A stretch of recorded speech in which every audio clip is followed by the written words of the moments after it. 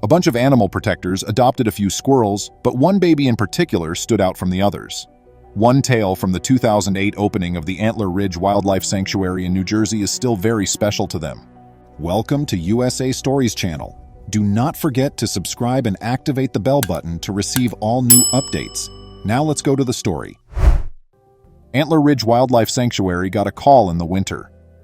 Linda DeLorenzo was notified of an abandoned attic as soon as she answered the phone. The caller stated that there appeared to be a litter of animals in the attic and that a team needed to be dispatched right away to assist the young animals. After Linda sent the information to the other rescuers, a group of people quickly came together and made their way to the specified area. Linda felt uneasy, though at the moment she wasn't sure why. Although the team was making their way up to the attic gently, Linda was still nervous. She sweated and gripped the ladder when it was finally her turn. Following their ascent up the ladder, they all stood stunned beside one another. The squirrel litter was in the center of the attic. The Antler Ridge Wildlife Sanctuary has successfully saved over 1,600 eastern gray squirrels since it opened in 2008. They have always been able to return the animals to the wild shortly after taking care of them. The team had encountered squirrel nests previously, but they had no idea how unique this specific case would be.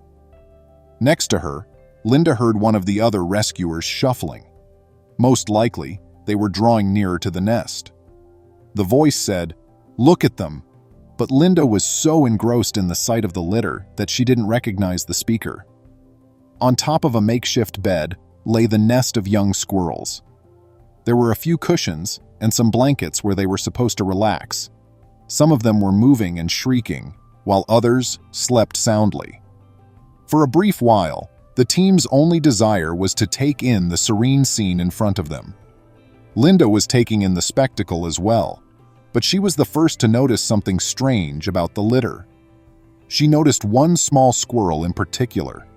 One squirrel seemed to have white fur in addition to the gray color of the rest. Its small head had a white patch in the center. Linda tapped the rescuer next to her, trembling, pleading with them to see what she saw. Then, both of them exchanged wide-eyed looks.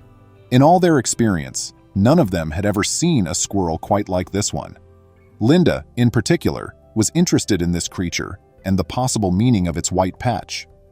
The rescuers picked up the litter with care. They succeeded in removing them from the attic and placing them inside the car. The rescue crew left and returned to the center after making sure the squirrels were okay.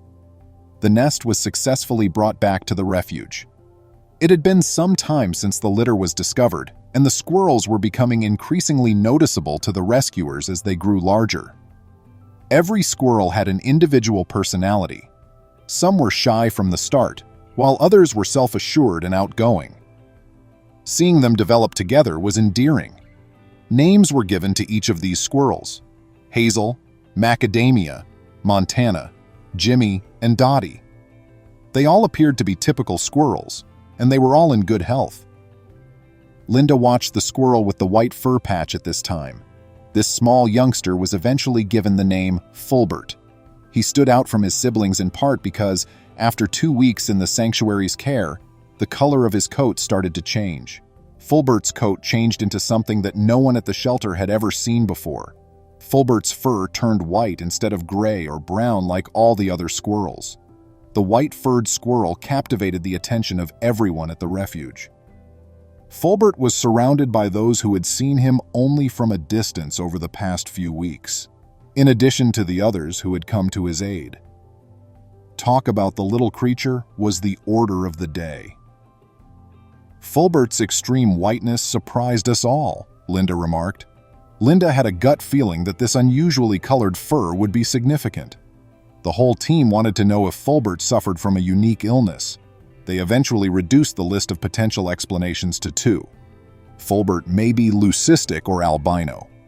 Although at first glance these conditions may appear relatively similar, the main distinction is that leucism is the partial loss of pigment, whereas albinism is the complete absence of melanin from the animal's genetic makeup. Due to a genetic mutation, albinism is extremely rare. The rescue team was unable to identify which of the two conditions Fulbert had at this early point.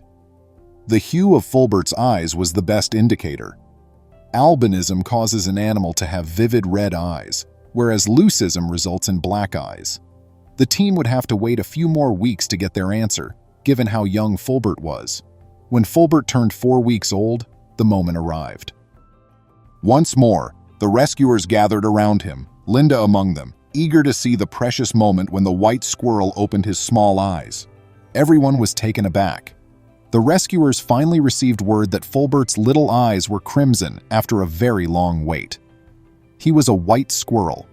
Scientific studies indicate that albino squirrels are rather uncommon. Only 1 out of every 100,000 gray squirrels experiences this condition. Laws protecting them from hunting and injury are in place precisely because they are rare. Fulbert was different from all his siblings, save for his appearance, but that was where the similarities ended. He was a squirrel just like the others, with the same level of interest in the customs and routines typical of his kind.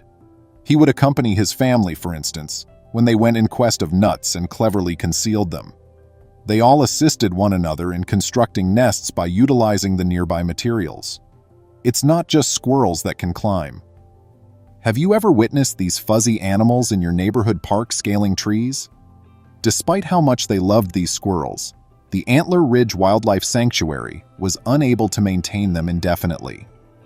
Though the animals the rescue team cared for ultimately belonged in the wild, everyone on the crew loved spending time with the animals. It was finally time to release the squirrels after they had spent 12 weeks with the shelter, so the team bid farewell to Montana, Jimmy, and Dottie. Sadly, Fulbert was unable to go with his sisters and brothers. The fact that he was an albino had to be taken into account, as much as the wild beckoned to him. Animals with albinism may possess striking and distinctive qualities that humans find admirable, but in the wild, this would also make them easier prey. The woodland is home to numerous predators that could harm young Fulbert. Not helping either was the squirrel's low vision. The sanctuary chose to keep him at the facility because it could not bear these hazards. However, Fulbert's narrative does not finish here. Hazel and Macadamia didn't want to part from their albino sibling, even though the majority of the nest was allowed to return to the wild. Since the sisters decided to stay, the three have become inseparable.